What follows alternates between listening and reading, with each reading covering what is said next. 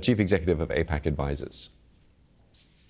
Now, the Pentagon is reviewing a historic defense pact between the US, Australia, and the United Kingdom, brokered by the Biden administration, known as AUKUS. It would give Australia nuclear-powered submarines to help combat China's growing influence in the Pacific region. A U.S. defense official says they were doing this review to make sure the initiative is aligned with President Trump's America First initiative. The move could cause alarm for Australia and throw a wrench into the UK's defense planning. Well, for more on this, I'm joined by Jennifer Kavanagh, Senior Fellow and Director of Military Analysis Defense Priorities. Thanks so much for joining me, Jennifer. What's the main thing we should understand then about the Trump administration wanting to review this AUKUS agreement? Well, I think the administration is absolutely right to take another look at this deal. It's been controversial since it was signed initially in the United States, primarily because the U.S.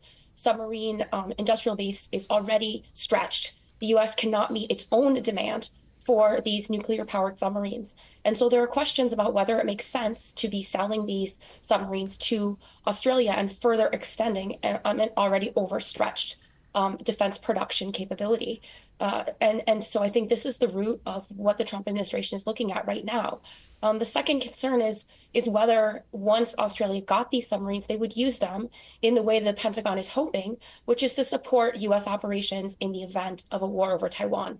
And Australia has not committed to that. So there's the risk that after the United States provides and expends its precious defense production capabilities to an ally, it wouldn't actually get the return it's hoping for. And if that would be the case, then it would make sense to instead focus on producing these submarines first for the United States. Jennifer, Australia's Deputy Prime Minister Richard Marles has said that it's natural that the administration would want to examine this major undertaking. He also said that the UK government recently concluded an AUKUS review and reaffirmed its support. Do you expect the US to come to the same conclusion? I think the most likely outcome here is that there might be some tweaks to the timeline. I think one possible approach is that the United States and the Pentagon would decide that under the Trump administration, they were going to focus initially on bridging some of the gaps in the U.S. Submarine capacity, providing additional submarines to the U.S. Navy, and then providing submarines to Australia on a delayed timeline. And so that's one possible outcome here. Another outcome is that the focus of AUKUS would shift to the second pillar, which gets a lot less attention, but is equally important, which is the cooperation between these three allies, the UK, Australia, and the United States on other emerging technologies like hypersonics and quantum. And this is an area where the allies have already been moving ahead. And so the focus of AUKUS might shift away from submarines to this Pillar 2 capacity. And do you think this plays perhaps into the hands of China, a bigger theme of the US withdrawing from the world, that it benefits China? Well, rhetorically, I'm sure that if the United States pulled back from AUKUS, China would celebrate. They didn't like the deal from the start. They complained that it was another sign of the Biden administration and the United States building alliances to strategically encircle them. And so rhetorically, I'm sure they would be quite pleased. They might also see it as an opportunity to put pressure on other U.S. allies who might be feeling a little bit more vulnerable if the U.S. were to pull back.